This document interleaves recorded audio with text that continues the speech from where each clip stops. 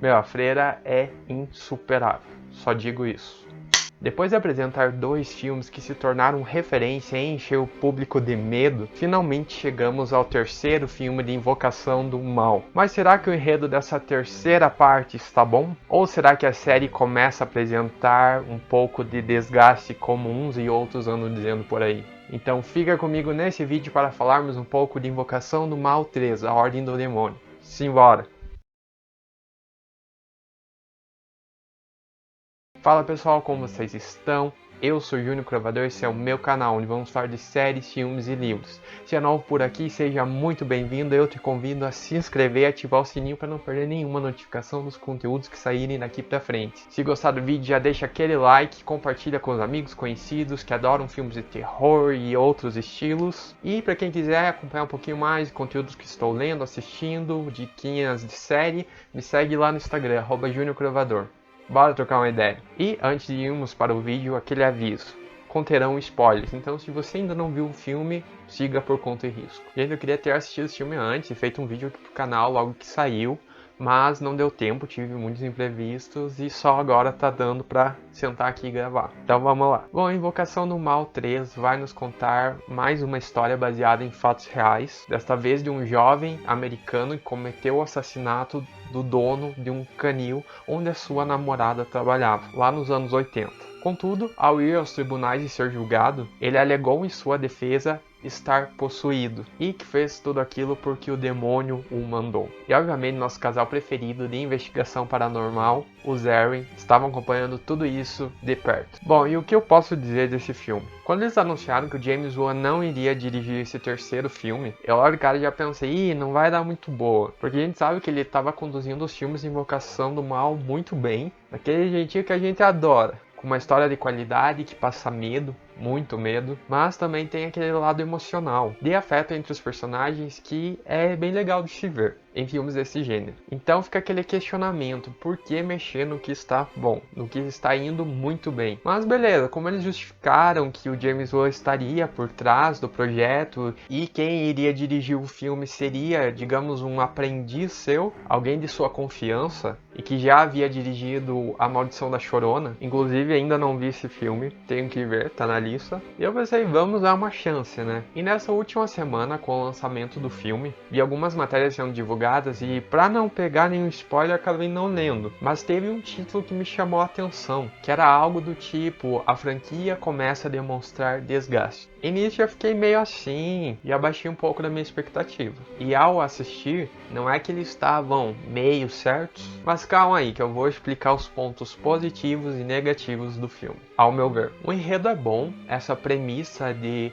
um acusado que alega à frente de um tribunal estar possuído é totalmente inovador nesse mundo do Invocaverso, mudando essa dinâmica de casas mal assombradas que foram abordados nos dois primeiros. Porém, um ponto que não sei exatamente como eu imaginava é que em momento algum eles trouxeram a dúvida, porque quando se escuta uma notícia dessas, na mesma hora se questiona se o cara não está imaginando tudo isso, se sua mente não está produzindo uma outra realidade. E no filme não, já de cara os Erin sabem que há um demônio ali, não havendo espaço para dúvidas, mas acredito que tratando desse casal, desse mundo paranormal que nos foi apresentado, eles preferiram seguir direto assumindo qual era o inimigo. E um ponto que ao meu ver claramente ficou a desejar foi com relação ao terror, à tensão do filme. Logo na primeira cena em que o casal está realizando um exorcismo no garoto, a direção abusa de efeitos visuais, passando a ideia do que viria pela frente. Eu vivo comentando por aí que o tipo de terror que eu gosto é aquele que eles utilizam do psicológico. Muitas vezes não precisa aparecer nada. O simples fato de ter um personagem, normalmente é criança, que olha pro nada e diz, tem alguém ali.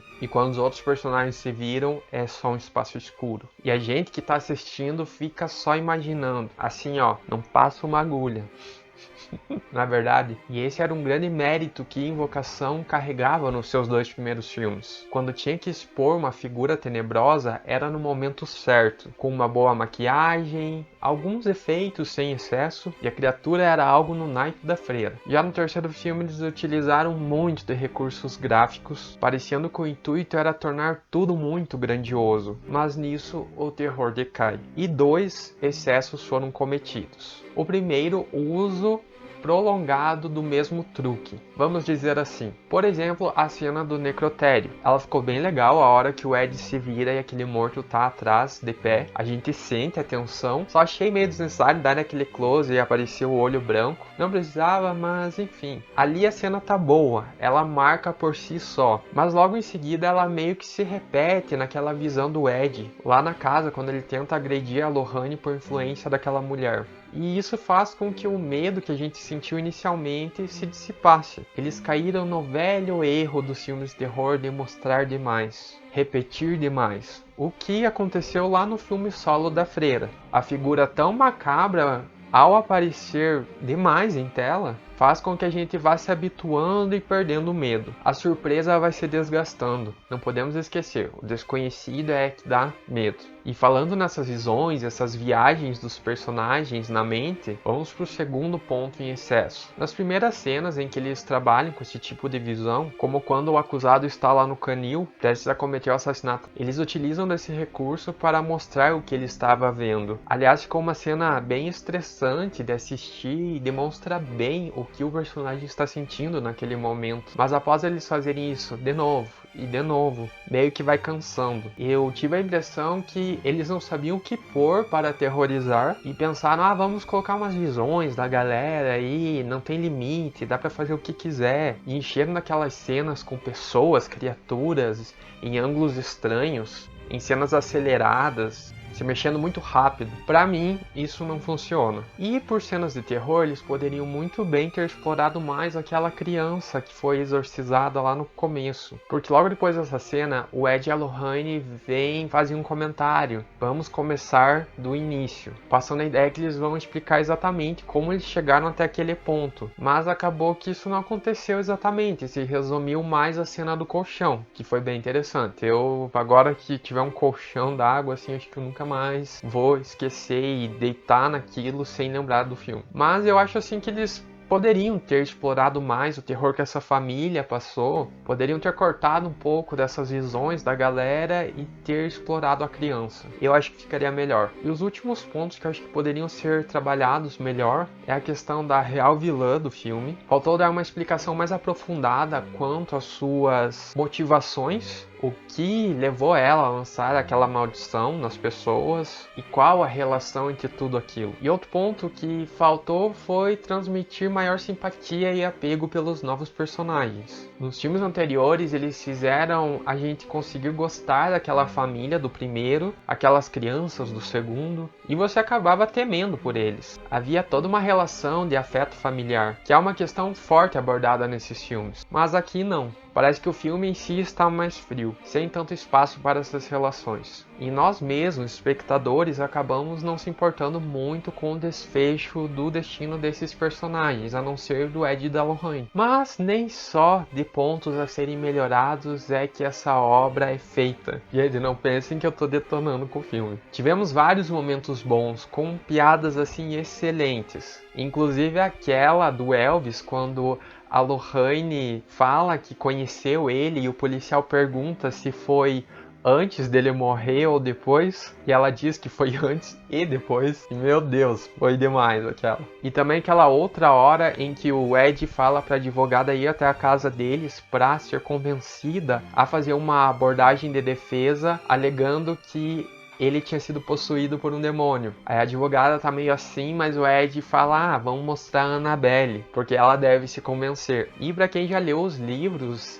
dos arquivos do Ed e da Lorraine vai entender muito bem, porque lá tem vários relatos do que acontecia com a galera que conhecia a Annabelle verdadeira. E tem vários easter eggs ali soltos, tanto dos livros, dos arquivos, quanto dos outros filmes, como o quadro da freira lá no fundo, ou a cena do exorcista que eles reproduziram ali com a chegada do padre saindo do carro. Enfim, por mais que eu tenha colocado vários pontos que eu acho que tinham que ser melhorados nesse filme, se você ainda não assistiu, não desanime. Esse filme não é ruim, tá longe disso. Comparado a outros filmes assim, ele é muito bom. Mas quando comparamos aos dois anteriores, é inegável que decaiu.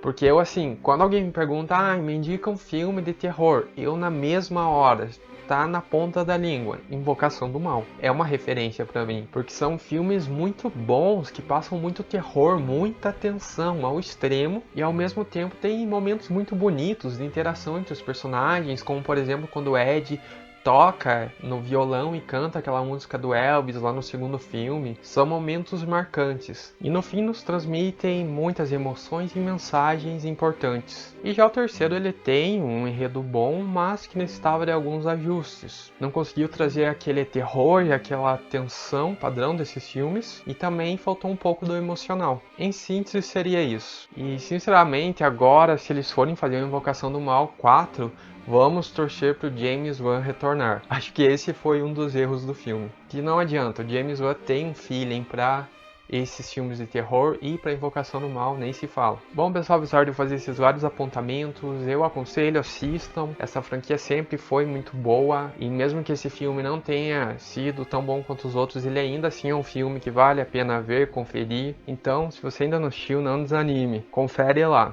E para quem já assistiu, comenta aqui o que acharam, gostaram ou não. E falando em gostar, se gostou do vídeo, já deixa aquele like, compartilha com os amigos. E eu vou ficando por aqui. Um grande abraço, se cuide, até a próxima e tchau!